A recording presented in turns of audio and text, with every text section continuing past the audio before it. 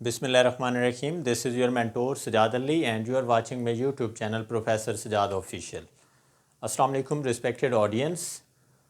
कभी ऐ हकीकत मुंतज़र नज़र आ लिबास हजाज में कि हज़ारों सजदे तड़प रहे हैं मेरी जबीन नयाज में। मैं जो सर बसजदा हुआ कभी तो ज़मीं से आने लगी सदा, तेरा दिल तो है सनम आशना तुझे क्या मिलेगा नमाज में। Let's move to our today's topic, and this is very essential for all of you that we are going to deal present simple tense. And whenever we talk about present simple, so mostly students at different level consider it as an easy part of your language. So keep in mind, we will enhance your skills and level from basic or beginner level to your competitive exams as well as your different approaches to difficult tasks. सो हम सबसे पहले एक easy way में understand करेंगे, then we will move to like your MT-CAT, E-CAT preparations are different levels, FPSC, PPSC में इसके कैसे questions पूछे जाते हैं, वहाँ तक हम इसको लेकर चलेंगे। So first of all let's talk about present simple tense. इसको डिफाइन करने से पहले हम अंडरस्टैंड करेंगे कि हमारे पास जो भी हम इंग्लिश बोलते हैं वो एक सेंटेंस फॉर्म में जब आती है तो basic structure of sentence is your subject, verb and object. Subject, verb and object. Subject is your doer of action, or you can say performer of any action is known as your subject. And further next is your verb. Verb we categorize into two ways, main verb and auxiliary verb, which is known as your helping verb. Main verb is your action and last part of sentence is your object, and object is your on which we perform action. जिस पर हम action perform करते हैं वो आपका object कहलाता है। सो अब हम देखते हैं, सबसे पहले हमारे पास प्रेजेंट सिंपल टेंस की आइडेंटिफिकेशन है। सो आइडेंटिफिकेशन में हमारे पास है ता है, ती है, ते हैं वगैरह। This is identification of your present simple tense. And after this we will talk about helping verb. इस टेंस के दो हेल्पिंग वर्ब हैं, do and does. Do we use with I, we, they, you and plural noun. I, we, they, you and plural noun. Does we use with he, she, it and singular noun. Next is our form of verb. And in form of verb we use here base form of verb, जिसे आप present form of verb कहते हैं। First form of verb use करते हैं and with first form of verb we increase S और E S. इसके साथ हम एस और ई एस की इंक्रीजमेंट भी करते हैं फर्स्ट फॉर्म के साथ। एस और ई एस की इंक्रीजमेंट की दो कंडीशंस हैं। First is your sentence must belong to your simple. Sentence simple होना चाहिए, नेगेटिव और इंट्रोगेटिव में हम इंक्रीजमेंट नहीं करेंगे। And next is your subject should be from he, she, it and singular noun. ये दो कंडीशंस होंगी तो तब एस या ई एस की इंक्रीजमेंट होगी, otherwise we can't give increment to your sentence. S और E S, let's talk about कि एस की इंक्रीजमेंट कहाँ पे करते हैं और ई एस की इंक्रीजमेंट कहाँ पे करते हैं। ई एस की इंक्रीजमेंट मैं आपको बताऊंगा और बाकी सब के साथ एस की इंक्रीजमेंट होगी। सो ई एस की इंक्रीजमेंट वहाँ पे होती है if your verb ends on S H, C H, X, O, double S. अगर आपकी वर्ब एंड होती है S H, C H, X, O, double S पे, सो हम इंक्रीजमेंट करते हैं ई एस की। लाइक आपके पास है वाश, वाश मीन कपड़े धोना, we can increase E S. Watch TV देखना, ई एस। ओ गो जाना, E S goes. these are our increment. And further if your verbs end on play, why, now ending letter is your y, so इनमें से नहीं है तो हम simple यहाँ पे s की इंक्रीजमेंट करेंगे अगर हमारी कंडीशंस पूरी होंगी। तो ये हमारे पास बेसिक सिंपल टेंस की कुछ डिस्कशंस थी जो फंडामेंटल अप्रोच है। Let's talk about structures. ये स्ट्रक्चर्स पूरे सेंटेंस में काम करेंगी।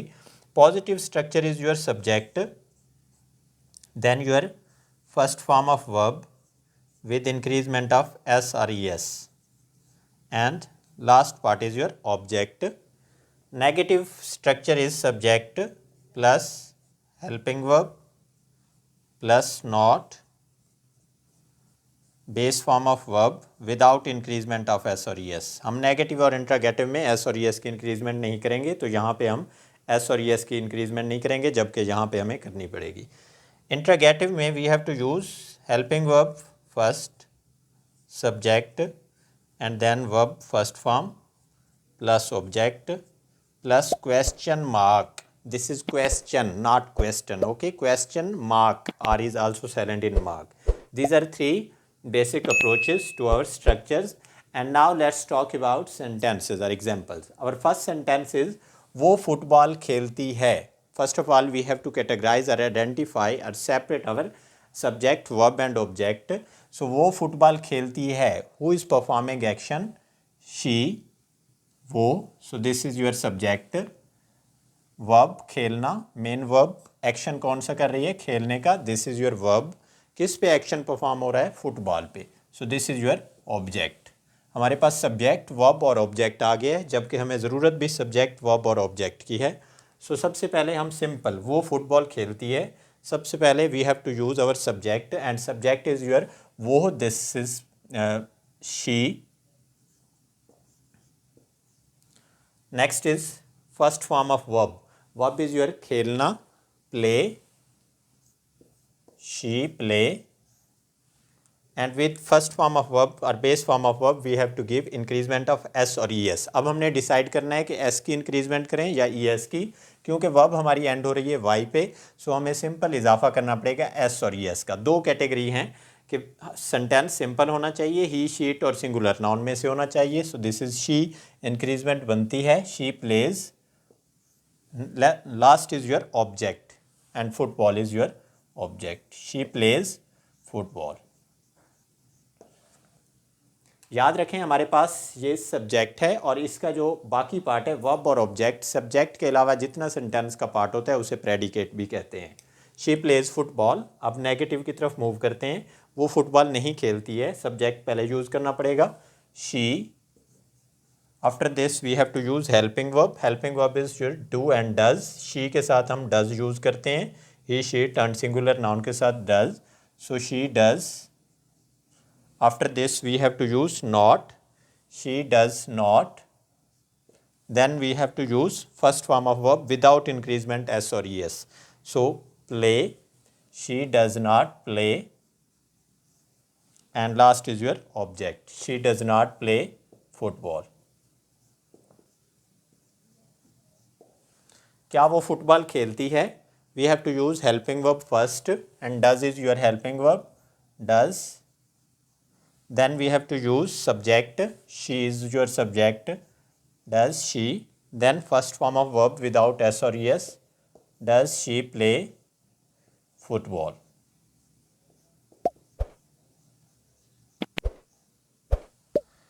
बिल्ली दूध पीती है. बिल्ली दूध पीती है. Cat is your subject. Pina, this is your action, verb, and on which we are performing action, बिल्ली दूध पर. So this is your object. We have to use बिल्ली दूध पीती है. Now this is single cat. We have to use the cat. The cat. The cat. Why I'm using here definite article. Keep in mind, if you are any animal, bird, representing the whole creed or whole class of his or her society, at that time we can use definite article with that. Okay, कि किसी भी animal के साथ, परिंदे के नाम के साथ जब भी आप देखते हैं कि वो अपनी पूरी नस्ल की नुमाइंदगी कर रहा है, सो एट दैट टाइम हम उसके साथ डेफिनेट आर्टिकल यूज़ करते हैं. लाइक दिस, बिल्ली दूध पीती है. We are not going to talk about particular cat. ये उसकी नस्ल की बात हो रही है कि बिल्ली जहाँ पे भी होगी वो दूध पीती है. Okay, so we are talking about whole creed, so we have to use definite article, क्योंकि उसकी पूरी नस्ल की बात हो रही है. लाइक दिस, घोड़ा वफादार जानवर है. Now we are talking about whole class of और whole creed of horse, so we have to use definite article with that. फाख्ता अमन की अलामत है. The dove is a sign of और symbol of peace. So look here कि जहाँ पे भी हम पूरी नस्ल की नुमाइंदगी करवा रहे होंगे किसी चीज़ से, तो at that time we have to use definite article. The cat दूध पीती है। Next is your verb drink. The cat drink, this is singular so we have to use S or E S, के पे end हो रहा है तो S करेंगे increment. The cat drinks milk. Negative, the cat singular है so we have to use does. The cat does not drink milk. Next is your क्या बिल्ली दूध पीती है। Does the cat drink milk.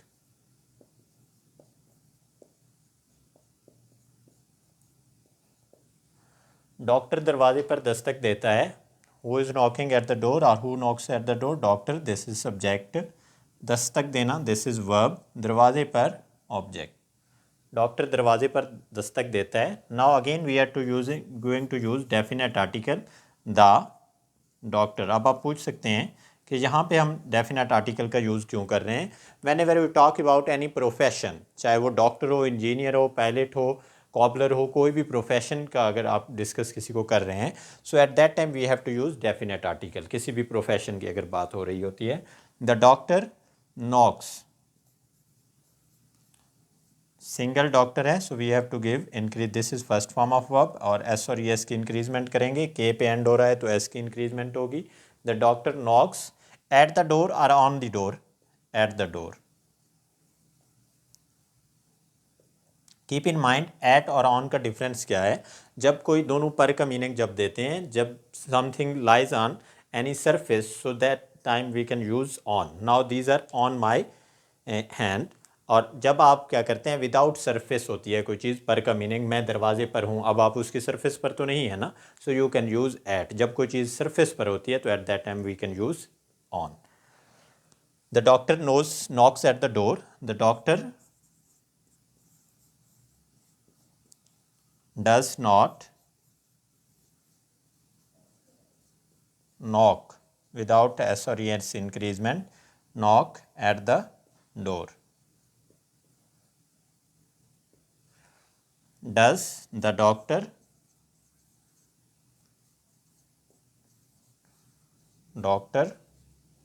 knock at the door?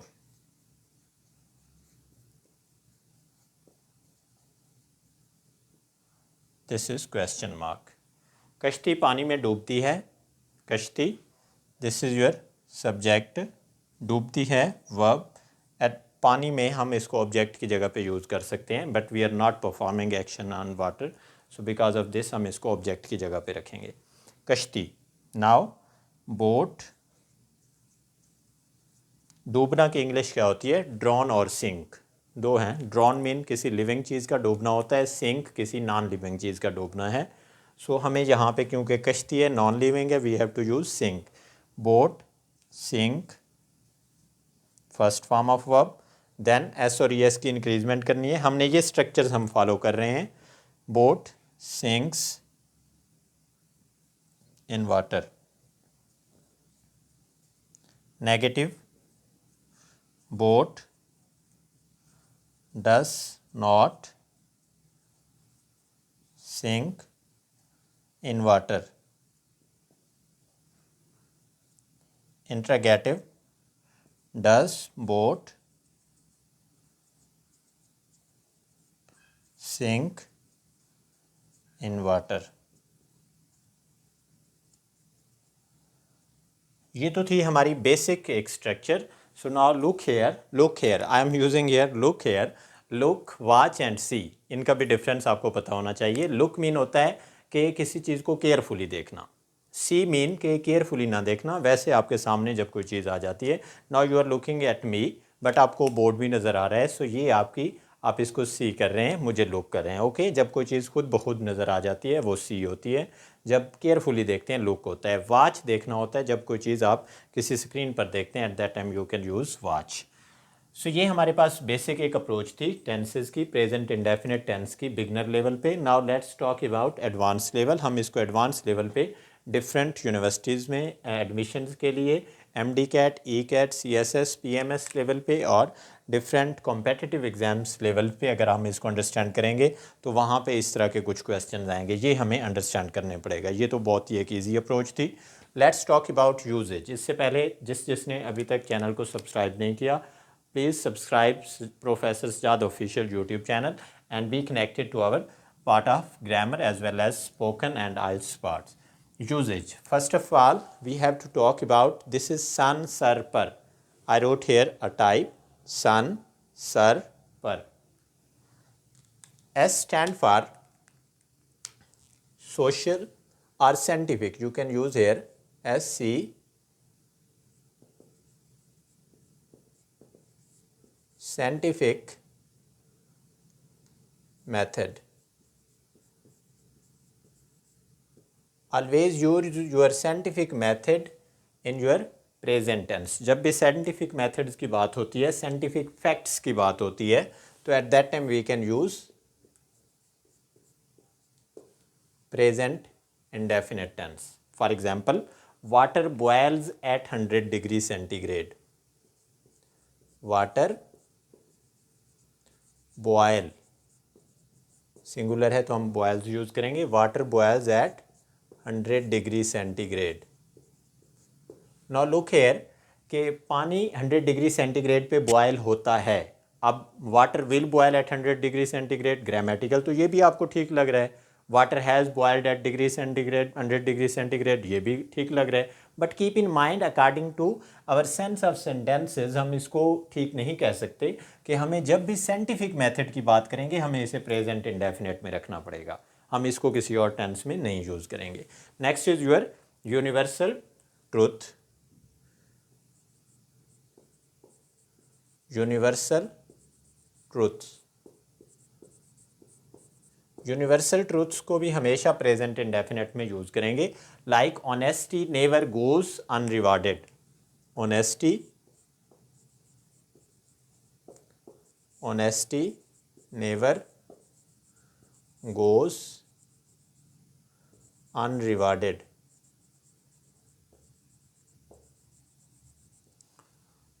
Next is your N, last letter of your sun.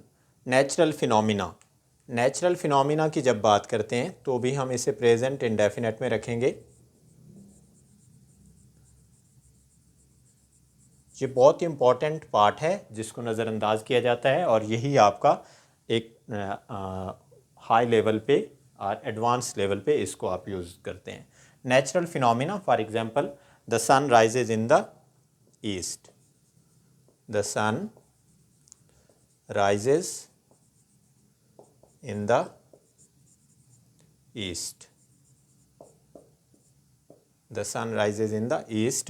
This is your natural phenomena. Let's talk about S, sun, sir. S stand for social practices. Social practices जितनी आपकी होंगी वो भी आप इसी tense में use करेंगे। social practices. For example, Pakistani wears, Pakistani people, Pakistani people wear kameez shalwar, kameez shalwar. This is our social practice. So social practice हमेशा किस में प्रेजेंट इंडेफिनिट में यूज़ की जाती हैं। Next is your R. R is your religious practices. Religious practices को भी हमेशा प्रेजेंट इंडेफिनिट में रखा जाता है। Religious practices like the Hindus burn their dead. The Hindus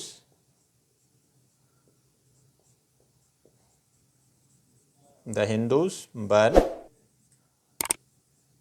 there dead. Hindus अपने मुर्दों को जला देते हैं। So this is your religious practice. और जैसे आप कहते हैं Muslims believe in one Allah, this is our religious practice. P is your planned action. This is interesting. Planned action,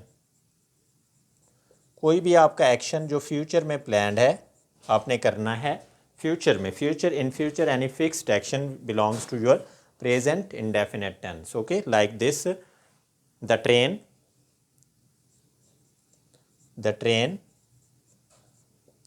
leaves at 10 o'clock tomorrow morning.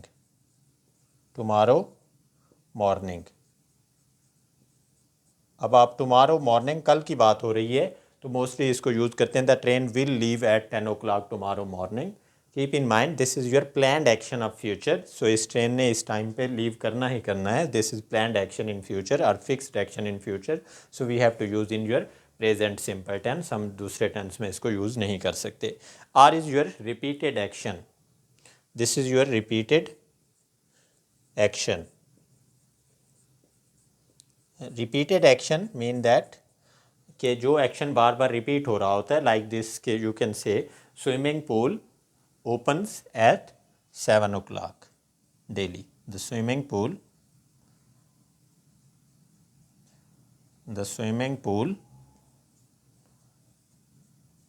opens at 7 o'clock daily. Daily is your repeated action. ये हमारे पास repeated action है. These are your some advanced approaches.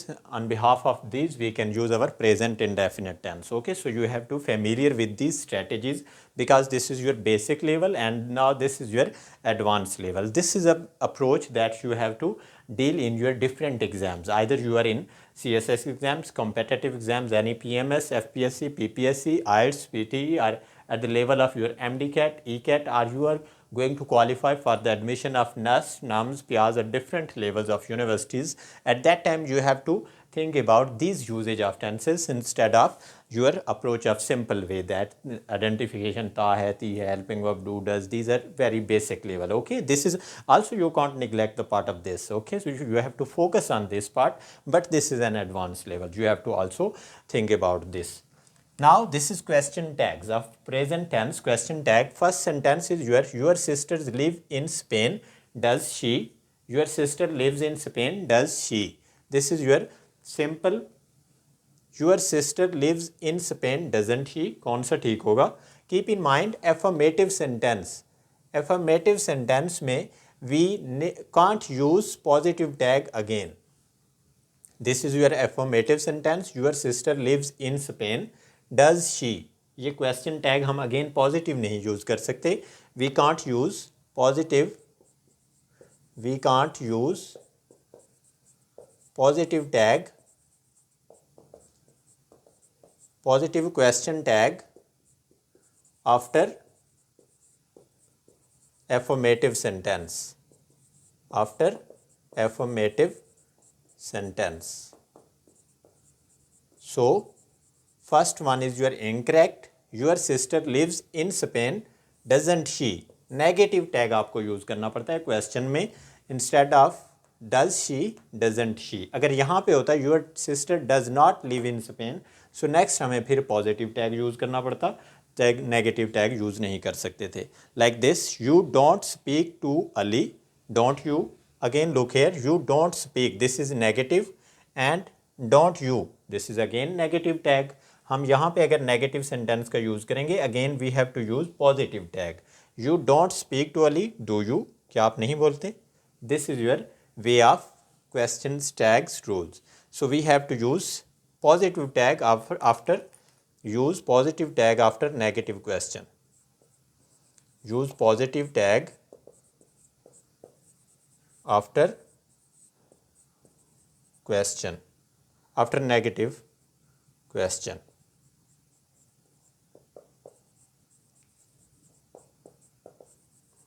Next is, are you the new boss? Aren't you? Are you the new boss? Aren't you? Keep in mind we can't use two interrogative tags in single sentence. Are you the new boss? Aren't you?